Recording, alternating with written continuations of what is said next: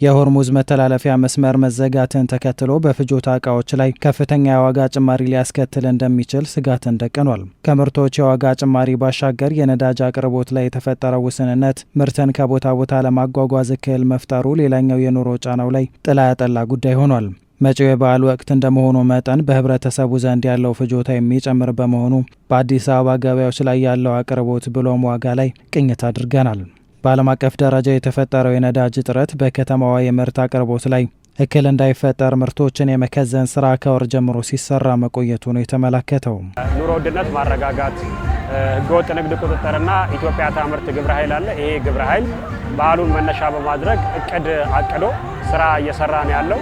የምናተኩርባቸው ትኩረት ሰጥተን እየሰራንባቸው ያሉ ጉዳዮች ሁለት ናቸው። የመጀመሪያው በቂ ምርት ወደ ክፍለ ከተማችን መምጣት አለበት ብለን ይሄን በተለያየ አግባብ ወደ ክፍለ ከተማችን እያስገባን እንገኛለን ማለት ነው። አሁን ባለው ነባራዊ ሁኔታ ምንም አይነት የምርት እጥረት የለም።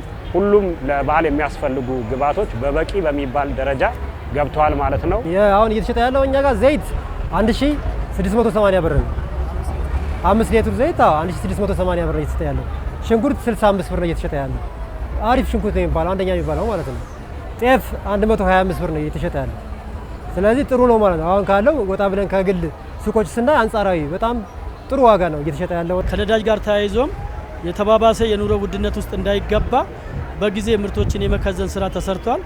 ከዚህ ጋር ተያይዞ እንቁላል ተመን ወጥቶለት ከአርሶ አደሩ ከዩኒዮኖችና ከልቀት ማዕከል ከሚያመርተው ጭምር የማሰባሰብና በየጊዜው በባዛርና በሰንዴ ማርኬቶቹ ቦታ ላይ እየቀረበ እየተሸጠ ያለበት ሁኔታ ነው ያለ። ቀደም ተብሎ የምርት መከዘኑ ሁኔታም ተሰርቶ በዛ ልክ ከ14 እስከ 16 ነው እየተሸጠ ያለ ማለት ነው ዛሬ እዚህ ቦታ ላይ። ከአቅርቦቱን ባሻገር ለገበያ የሚቀርቡ የፍጆታ ምርቶች በህብረት ስራ ማህበራት በኩል በብዛት እንዲቀርብ በመደረጉ የምርት ዋጋ ላይ ጭማሪ እንዳይፈጠር ማድረጉ ተነስቷል። ጣቢያችንም ተዘዋውሮ በተመለከተው መሰረት እንቁላል ከ14 እስከ 16 ብር፣ 5 ሊትር ዘይት ከ1700 ብር በታች እየቀረበ ይገኛል። አሁን እየተሸጠ ያለው እኛ ጋር ዘይት 1680 ብር ነው።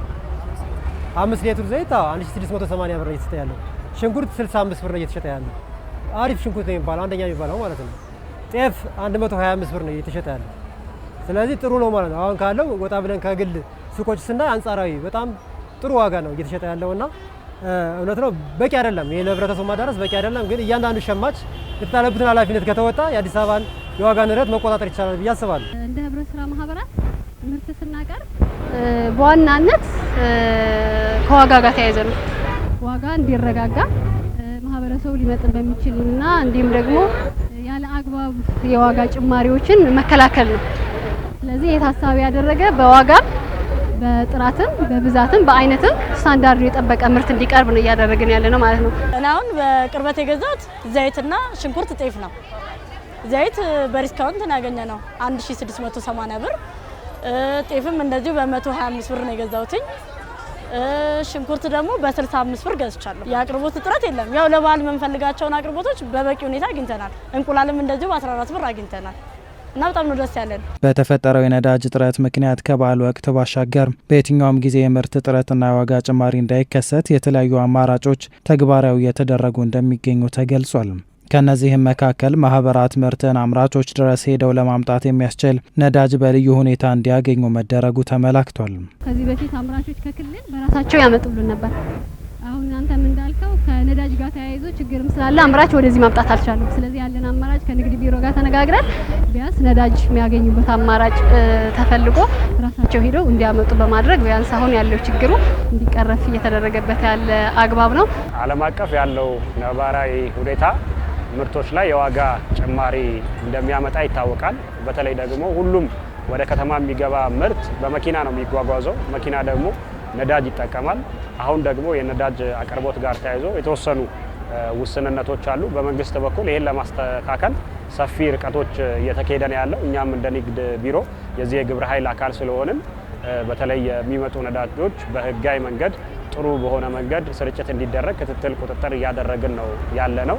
ሆኖም አጠቃላይ የበዓሉን ድባብ ከዚህ ከወቅታዊ ሁኔታ ጋር ስናየው ያን ያህል ተጽዕኖ ያለው አይደለም። ነባራዊ ሁኔታውን ተከትሎ የኑሮ ጫናውን ለማቃለል ከአትክልትና ሰብል አቅርቦቱ ባሻገር የእንስሳት ተዋጽኦ አቅርቦት በበቂ ሁኔታ ዝግጅት የተደረገ መሆኑ ተጠቁሟል። የአዲስ አበባ ከተማ አስተዳደር ለሸማች ማህበራት ተዘዋዋሪ ፈንድ ብድር በመፍቀዱ በማህበራቱ መጋዘን ውስጥ በቂ ምርት እንዲኖር አስችሏል ተብሏል። የወተት ላይም የስጋ ከብት ላይም እየተሰራ ነው ያለ። በርካታ እየደለቡ ያሉ ወደ ገበያ የሚቀርቡ በሬዎች አሉ፣ በጎች አሉ። የወተት ተዋጽኦም ደግሞ ቅቤ፣ አይቤና ወተትን በተመሳሳይ መልኩ ገበያ ላይ እየቀረበ ያለበት ሁኔታ ነው ያለ። ተዘዋዋሪ ፈንድ ብድር ፈቅዶልናል። ማህበራት አሁን ያለው ችግር ሊቀርፍ በሚችል መልኩ ምርት ቀርቦ መጨረሻ ላይ ሸጠው ደግሞ ምርታቸው እንዲመልሱ ማለት ነው። ያለምንም ወለድ ያለምንም መጨላለቅ አመት ሙሉ ምርት አቅርበው ለማህበረሰቡ አቅርበው እንዲመለስ የተደረገበት አግባብ አለ።